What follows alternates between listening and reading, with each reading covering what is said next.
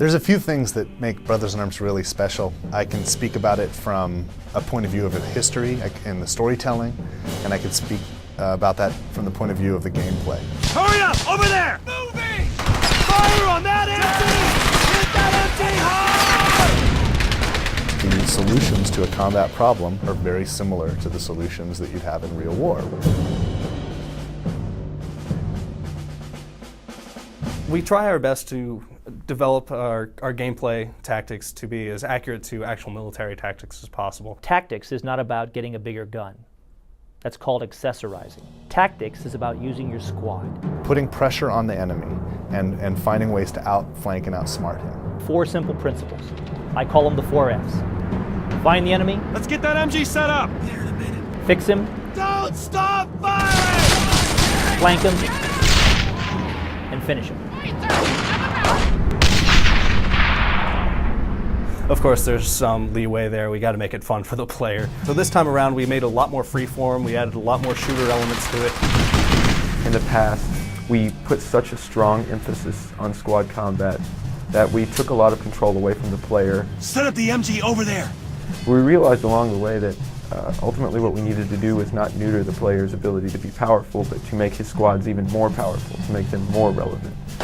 Let's go! Tell my squad to suppress the enemy or kill the enemy. In fact, if I get really good at the game and I choose to play it this way, I can beat the game without ever firing a shot. Now the player's viewing his squad as more of a weapon rather than a squad.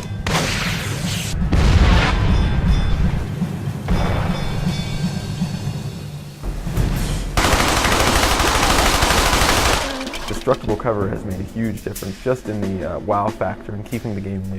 Just totally blow away a chunk of wall, and like people were just so excited every time they see that. It's like really awesome to see people's reaction to that.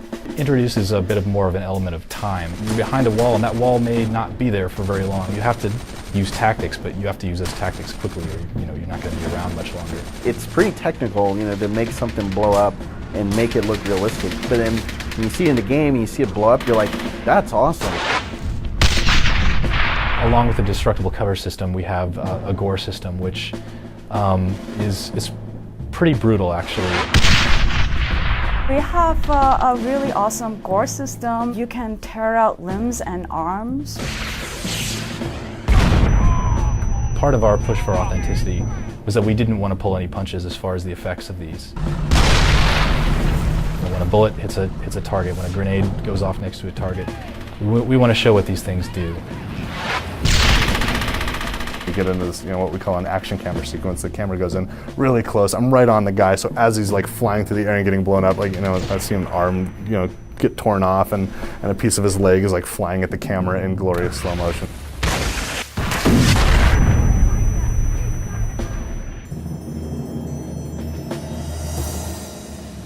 When you see real soldiers in real situations, a lot of time they're in a relaxed or more of a patrol stance. You can't always be perfectly ready. Guns are heavy. You can't always hold them up to your eyeball all the time. Soldiers are not always in combat. They're not always yelling. If he's in patrol, he's talking, and there's color dialogue to go along with that. I don't think you're gonna kill him with words! Coming out of the cinematic, the player and his squad are in this patrol stance. Then you'll suddenly see them all hunker down, and they'll get really quiet.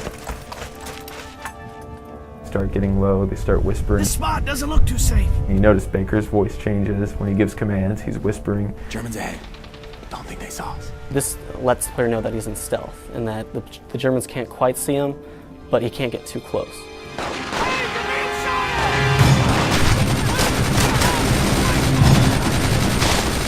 As soon as combat starts, we'll shift into a combat posture, and everybody will be screaming, and everybody's up when the gun's out, and we're firing. Face the fire! From that MG! You get a great amount of feedback about your surroundings and about the combat and about the way the battle's about to unfold by just looking at your men. This isn't safe, Frankie. Lighten up, Corian. It's just There's also armor. There are artillery pieces like, the German side, the dreaded 88. 37 millimeter cannons and all kinds of artillery pieces. And then there's also tanks. You can button up. That means you're going to get inside of your hatch, just use your main gun and your turret and take guys out. Or you can even climb up and get on top of the thing. You have a better view up there, and you can use the machine gun and just grind guys up. There's a lot of ways you can use a tank to cause havoc on the enemy. To me, the tanks are like, that's the dessert.